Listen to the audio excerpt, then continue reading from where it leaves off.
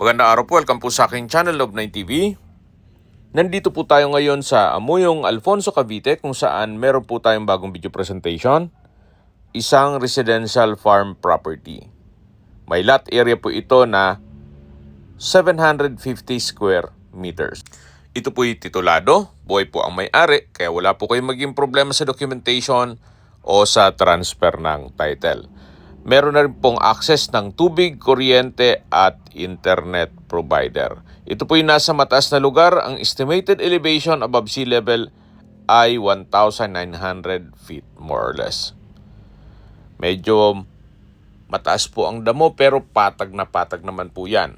Sa dulo po nitong lupang binebenta ay meron pong ilat o dry creek.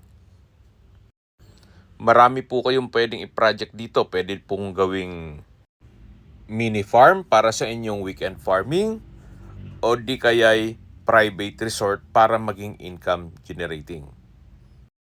At maganda rin po ditong itayo ang inyong pinapangarap na rest house.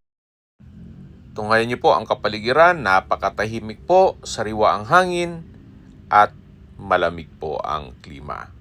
Mula po Tagaytay, mga 35 minutes drive lang po.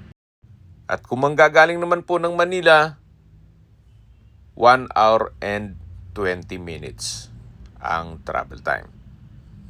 Accessible din po ito ng public transportation. Napakalapit lang po sa highway.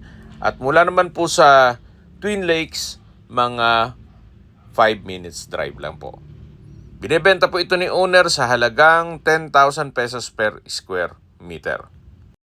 Kung may mga katanungan po kayo, tawag lang po kayo sa aking numero. Maraming salamat po.